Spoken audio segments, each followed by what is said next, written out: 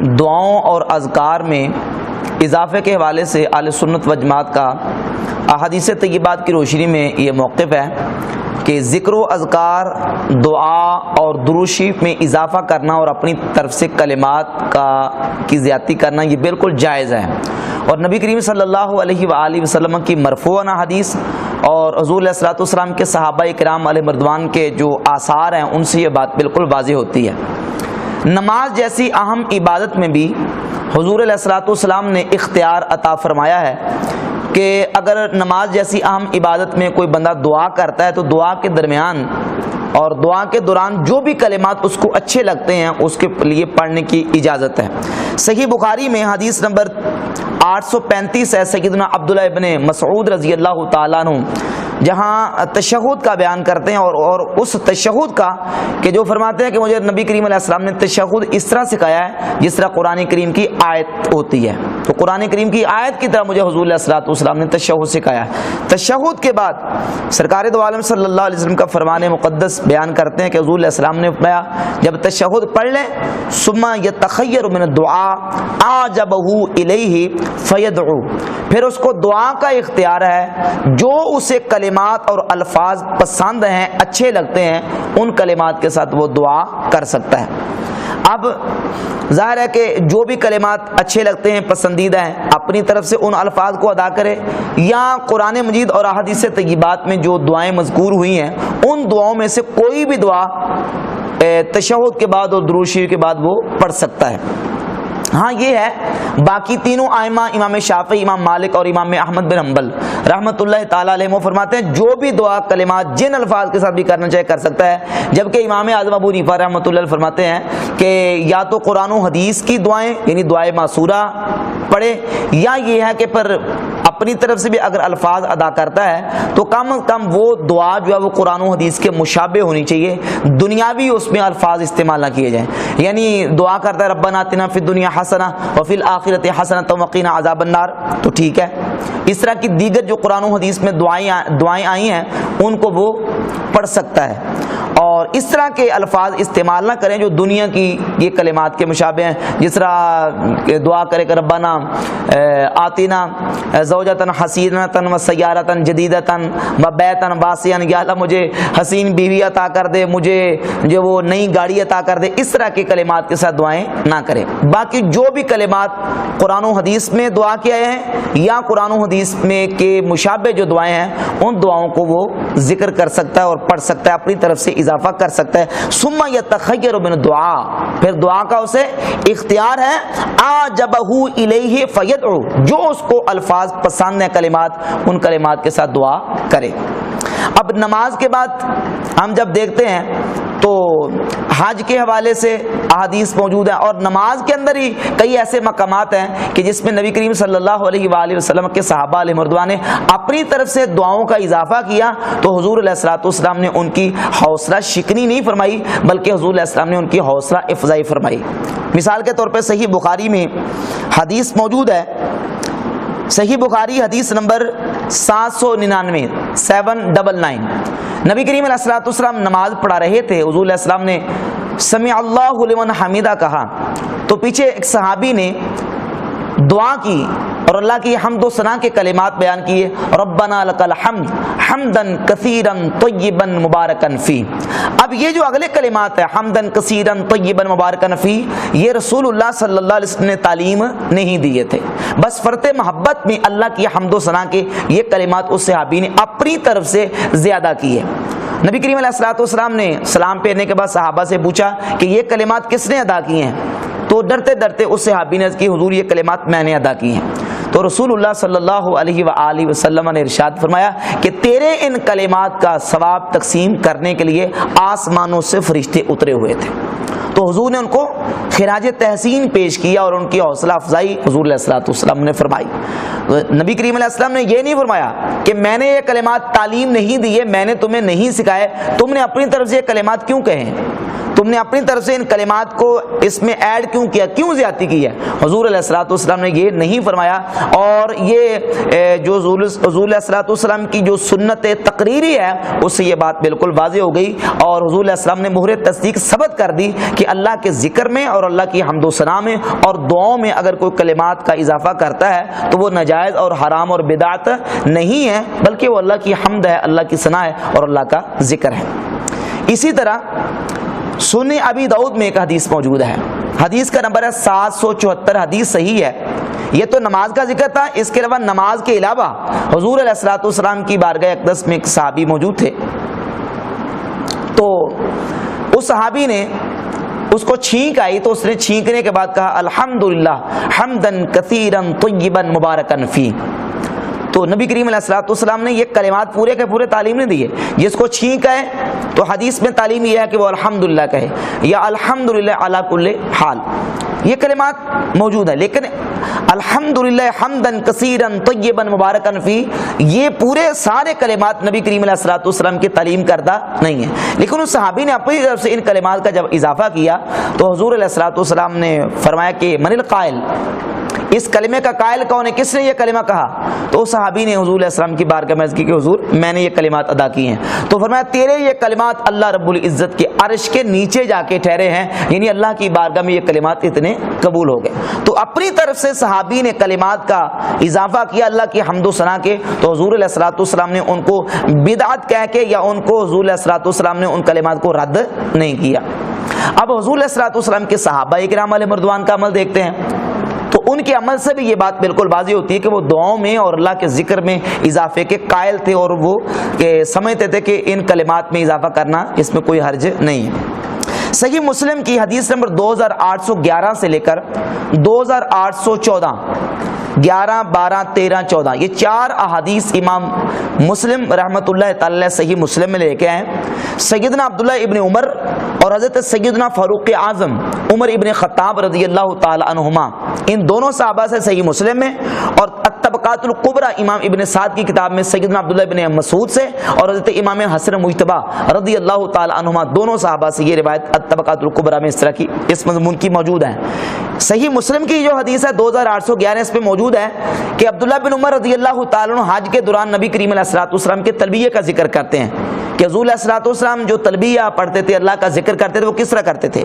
لبیک اللہم لبیک لبیک لا شریک لک لبیک ان الحمد والنعمت لک والملک لا شریک لک. فرماتے تھے ھذہ تلبیۃ رسول اللہ صلی اللہ علیہ وسلم, یہ اللہ کے رسول علیہ الصلوۃ والسلام کا تلبیہ ہے. یعنی حضور علیہ الصلوۃ والسلام تلبیہ کے کلمات صرف اتنے ہی ادا کرتے تھے. اسی حدیث میں آگے الفاظ موجود ہیں وکان ابن عمر یزید مع ھذا, لیکن عبداللہ بن عمر صحابی رسول اللہ صلی اللہ علیہ وسلم کے تلبیہ کے ان کلمات کے ساتھ اپنی طرف سے یزید مع ھذا, اپنی طرف سے اضافہ کرتے تھے ان کلمات کا, لبیک لبیک وسعدیک والخیر بیدیک والرغباء الیک والعمل. یہ کلمات نبی کریم علیہ السلام کی تعلیم کردہ نہیں تھے, لیکن عبداللہ بن عمر رضی اللہ عنہ اپنی طرف سے کلمات کا اضافہ کرتے تھے. کیوں؟ اس لیے کہ اللہ کی حمد و ثنا, ذکر و اذکار اور درود پاک اور دعا کے کلمات میں اضافہ کرنا خود اللہ کے نبی علیہ الصلوۃ والسلام کی طرف سے اس کی اجازت ہے, اس پر کوئی شریعت کی طرف سے پابندی نہیں ہے. اس کو بدعت یا حرام کہنا اور ایک ایک کلمے اور ایک ایک لفظ کے لیے جو وہ ثبوت مانگنا, یہ شریعت کا تقاضا بالکل نہیں ہے اور نہ ہی شریعت کے اصولوں کے مطابق ہے. اور اسی صحیح مسلم میں حدیث 2814 نمبر جو حدیث ہے, اس میں حضرت عمر فاروق رضی اللہ تعالیٰ کا بھی ذکر موجود ہے کہ حضرت سیدنا فاروق اعظم خلیفہ راشد رضی اللہ تعالیٰ عنہ جو ہے وہ تلبیہ میں کلمات کا اضافہ کرتے تھے. اب اسی طرح سیدنا عبداللہ ابن عمر رضی اللہ تعالیٰ عنہ سے ایک حدیث سنن ابی داؤد کی حدیث نمبر 971 ہے, سند کے اعتبار سے حدیث صحیح ہے. سیدنا عبداللہ بن عمر رضی اللہ تعالیٰ عنہ تشہد کا ذکر کرتے ہیں کہ حضور علیہ الصلوۃ والسلام نماز میں تشہد کس طرح پڑھتے تھے. پوری تشہد کا ذکر کیا کہ حضور اس طرح تشہد پڑھتے تھے, اور اس حدیث میں لفظ عبداللہ بن عمر کہتے ہیں زدت فیہا وحدہ لا شریک لہ, فرماتے ہیں میں نے تشہد کے الفاظ میں وحدہ لا شریک لہ اپنی طرف سے اضافہ کیا ہے. زدت فیہا, میں نے اس میں اضافہ کیا ہے کن کلمات کا؟ وحدہ لا شریک لہ. تو وحدہ لا شریک لہ نبی کریم علیہ الصلوۃ والسلام کی تعلیم کردہ کلمات نہیں ہیں، لیکن عبداللہ بن عمر رضی اللہ تعالیٰ اپنی طرف سے ان کلمات کا اضافہ کرتے تھے۔ تو ان احادیث اور روایتوں اور آثار سے یہ بات بالکل واضح ہوتی ہے کہ دعاؤں میں، ذکر و اذکار میں، کلمہ اللہ کی حمد و ثنا میں اضافہ کرنا کلمات کا یہ مستحسن ہے، اچھا عمل ہے، اور یہ بدعت اور گناہ نہیں ہے۔ اس سلسلے میں ایک روایت پیش کی جاتی ہے سیدنا عبداللہ بن عمر رضی اللہ عنہ کے حوالے سے جامع ترمذی سے، غیر مقلدین کی طرف سے اس کو پیش کر کے تو اہل سنت کے عقیدے کا رد کرنے کے لیے پیش کی جاتی ہے کہ دیکھیں جی، آپ کہتے ہیں کہ کوئی بھی کلمات اچھے اپنی طرف سے زیادہ کیے جائیں، اگرچہ نبی کریم علیہ السلام نے تعلیم نہ دی ہو تو وہ ٹھیک ہے، ان پر کوئی کسی قسم کا اعتراض نہیں ہے، جبکہ عبداللہ بن عمر صحابی تو اعتراض کیا کرتے تھے۔ جامع ترمذی کی حدیث ہے کہ جامع ترمذی میں سیدنا حضرت عبداللہ بن عمر رضی اللہ عنہ سے کے سامنے کسی شخص نے چھینکا تو اس نے چھینکتے وقت کہا الحمدللہ والسلام علی رسول اللہ۔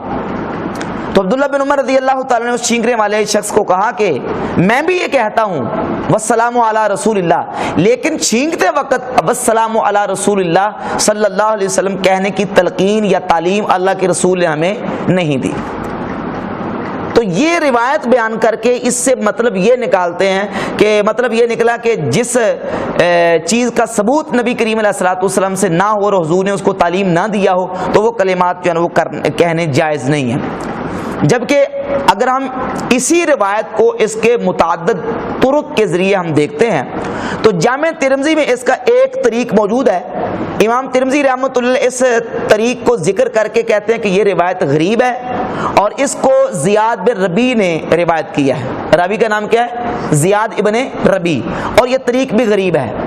امام ابو بکر احمد ابن حسین بیقی المتوفا 458 ہجری اپنی کتاب مشہور زمانہ کتاب شعب الایمان کی جلد نمبر 7 صفحہ نمبر 24 پر 3 طریق اس کے لے کے ہیں۔ کتنے طرق؟ 3 طرق لے کے ہیں، 9325، 9326 اور 9327۔ 9325 اور 26 ان دونوں طرق میں مضمون اور ہے،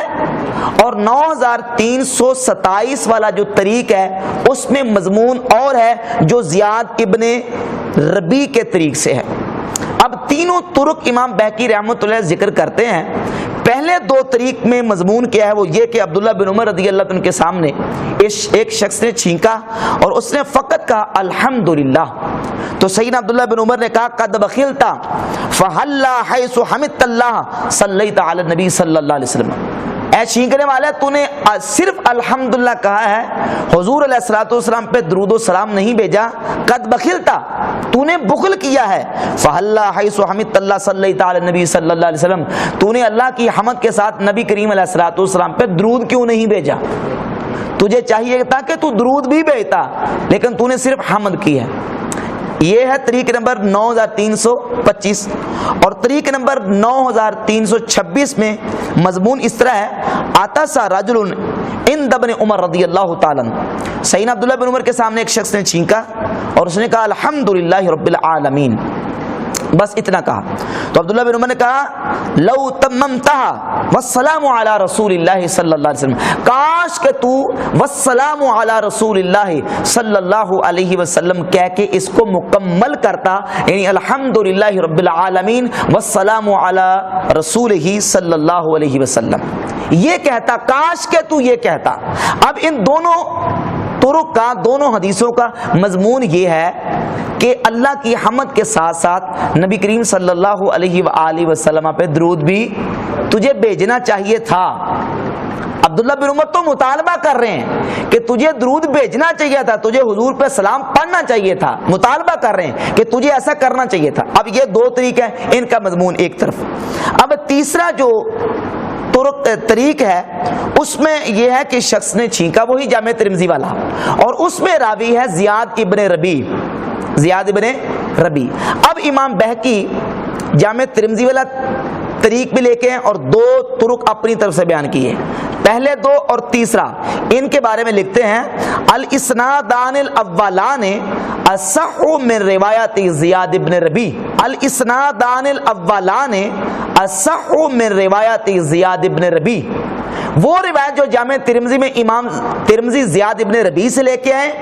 اور شعب الایمان میں طریق نمبر 9327 ہے، یہ طریق جس میں زیاد ابن ربیع ہے، اس روایت سے